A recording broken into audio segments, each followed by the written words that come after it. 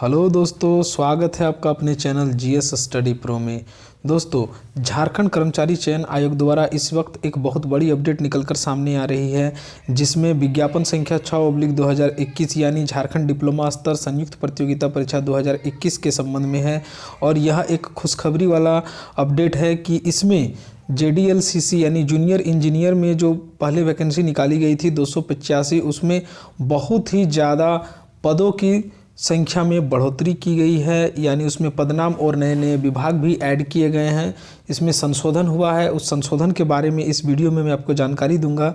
ठीक है, तो वीडियो को आप आखिर तक देखें। और अगर हमारे चैनल पर आप नए हैं तो प्लीज़ चैनल को सब्सक्राइब कर लें, ताकि इस तरह से और भी नोटिफिकेशन जो कि झारखंड में वैकेंसी से रिलेटेड हो मैं आपको दे सकूं।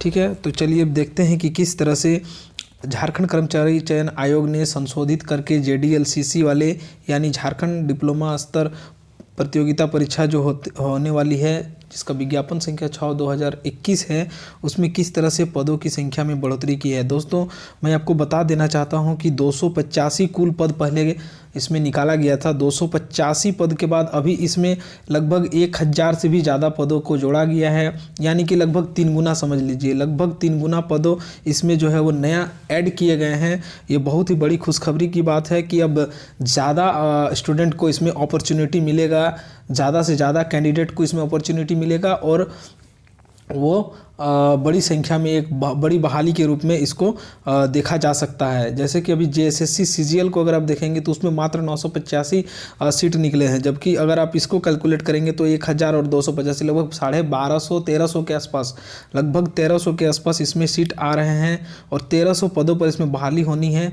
तो ये एक बहुत बड़ा सुनहरा अवसर है, बहुत बड़ा और बहुत ही सुनहरा अवसर है झारखंड के उन तमाम युवाओं को जिन्होंने इलेक्ट्रिकल, मैकेनिकल और सिविल में अपना डिप्लोमा या फिर उच्च स्तरीय पढ़ाई किए हुए हैं और जो इस एग्ज़ाम की पात्रता को रखते हैं। ठीक है, तो चलिए देखते हैं कि किस प्रकार से इसमें संशोधन किया गया है। एक नोटिस निकलकर सामने आ रही है, जिसमें विज्ञापन संख्या 6/2021 झारखंड डिप्लोमा स्तर संयुक्त प्रतियोगिता परीक्षा 2021 के अंतर्गत नगर विकास एवं आवास विभाग के नियंत्रणाधीन अवर अभियंत्रण संवर्ग के कनीय अभियंता यांत्रिक, कनीय अभियंता विद्युत और कनीय अभियंता असैनिक, यानी कि कनीय अभियंता मैकेनिकल, इलेक्ट्रिकल और सिविल के लिए कुल 285 रिक्त पदों पर नियुक्ति हेतु आवेदन जो है वो 7 तारीख से आमंत्रित किया जाना निर्धारित किया गया है। उक्त के क्रम में कार्मिक प्रशासनिक सुधार तथा राजभाषा विभाग रांची के विभिन्न पत्रांकों के द्वारा देख लीजिए किस तरह से पेयजल एवं स्वच्छता विभाग झारखंड रांची के नियंत्रणाधीन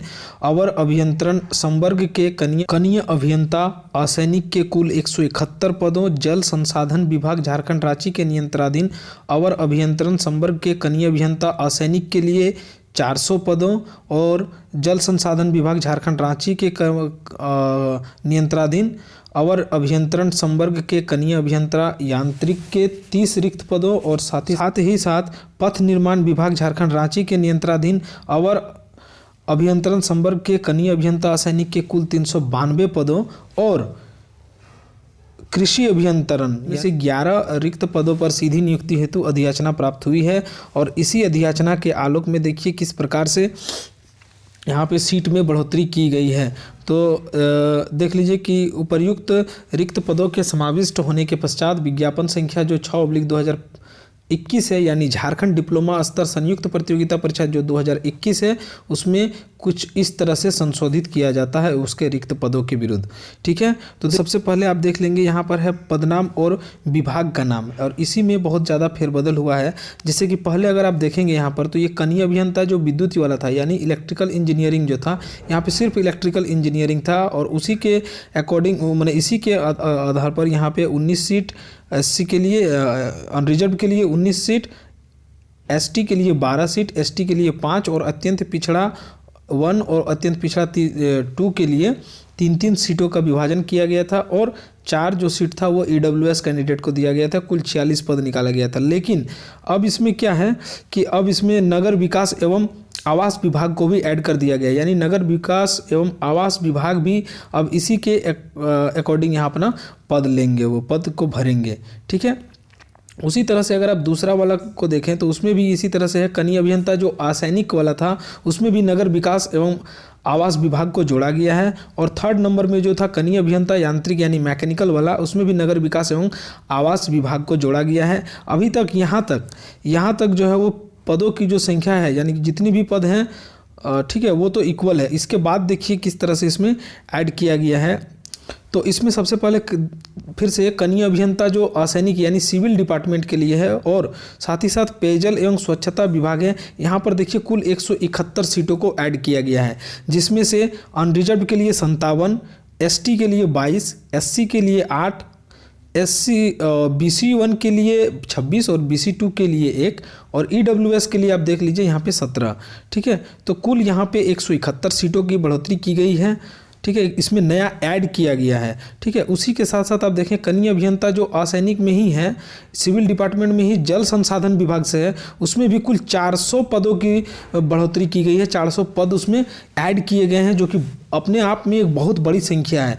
सोच लीजिए कि शुरुआत में सिर्फ 285 सीट निकले थे और सिर्फ अभी जो है वो जल संसाधन विभाग में कनीय अभियंता सिविल के लिए सिर्फ और सिर्फ इसी से 400 विभाग जो है इसमें प्लस हो रहे हैं। तो ये एक बहुत बड़ी मात्रा में सीटों का यहाँ पे ऐड किया जा रहा है। ठीक है, वहीं पर देख लीजिए आप कनीय अभियंता जब मैकेनिकल के लिए है उसमें देखिए जल संसाधन विभाग के लिए 30 पदों को ऐड किया जा रहा है। जी हाँ दोस्तों, 30 पदों को ऐड किया जा रहा है। और अगर आप इस बड़ी संख्या में जो ऐड हो रहा है असैनिक वाला उसको आप देखेंगे तो वहाँ अनरिजर्व के लिए 107 है और एसटी के लिए 104, जिसमें से 2 आदिम जनजाति के लिए है। वहीं एससी के लिए 40 और BC1 के लिए 14 और BC2 के लिए 42 और EWS के लिए आप देख लीजिए यहाँ पर 40 सीटों का सृजन किया गया। कुल 400 सीट यहाँ पे बढ़ोतरी किए जा रहे हैं। उसी तरह से अगर आप मैकेनिकल में देखें जल संसाधन विभाग के अंतर्गत तो उसमें 12 अनरिजर्व के लिए, एसटी के लिए 8, एससी के लिए 3, BC1 2, BC2 2 और आर्थिक रूप से कमजोर के लिए 3, यानी 30 सीट को इसमें कुल 30 सीट का इसमें बढ़ोतरी किया जा रहा है, 30 पदों का। वहीं पर आप फिर से सिविल डिपार्टमेंट के लिए देखें तो पथ निर्माण विभाग में इसमें भी 392 सीट जोड़ा जा रहा है। तो इसमें आप देख सकते हैं कि किस अनरिजर्व के लिए 215, अनुसूचित जनजाति के लिए यानी एसटी के लिए 99, जिसमें से 202 जो सीट है वो आदिम जनजाति के लिए, एससी के लिए 20 और BC1 के लिए 19, BC2 का इसमें कोई सीट नहीं है।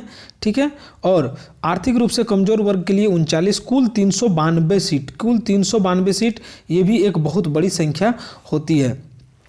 ठीक है, तो अभी अगर आप देखेंगे कल कंक्लूजन निकालेंगे तो जो सिविल डिपार्टमेंट का जो इसमें पद जो निकाला जा रहा है वो बहुत ज़्यादा है। तो सिविल डिपार्टमेंट की जो तैयारी, सिविल डिपार्टमेंट से जो आते हैं और जो सिविल डिपार्टमेंट से इस फॉर्म को भरने की पात्रता रखते हैं उनके लिए बहुत ही सुनहरा अवसर है।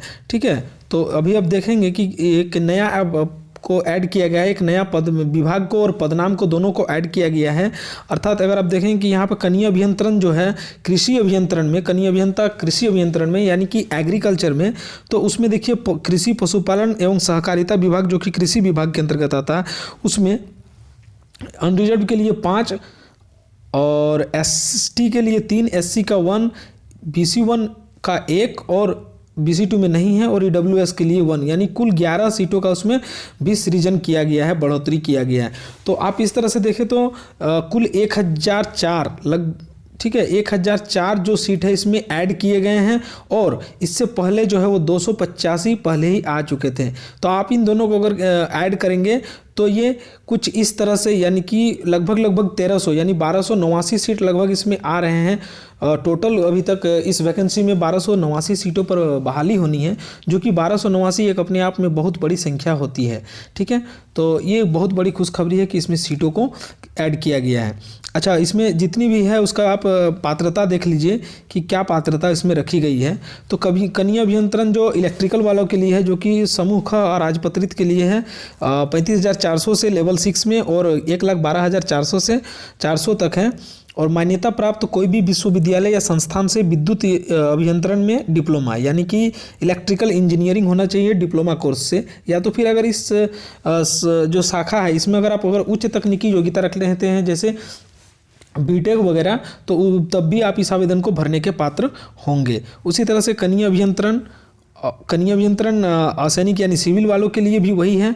और हाँ, सिविल वालों के लिए नगर विकास जो भी ऐड किया गया है, नगर विकास एवं आवास विभाग, पेयजल एवं स्वच्छता विभाग और जल संसाधन विभाग तथा पथ निर्माण विभाग, इसमें भी वही चीज़ मांगा गया है, कोई इसमें फेरबदल नहीं किया गया है। यानी कि जो आपकी क्वालिफिकेशन इससे पहले जो निर्धारित थी बस वही है, ठीक है। और पे मैट्रिक्स जो है वो लेवल 6 का ही है, 35,400 से 1,12,400 के बीच में आपका वेतनमान रहेगा, ठीक है। इसी तरह से आप कनीय अभियंत्रण का भी देख सकते हैं, उसमें भी सब कुछ सेम है। और एक जो नया पद अभी ऐड किया गया है जो कि कनीय अभियंत्रण कृषि अभियंत्रण से है, यानी एग्रीकल्चरल इंजीनियरिंग से, उसमें भी 35,400 से 1,12,400 लेवल 6 का ही है।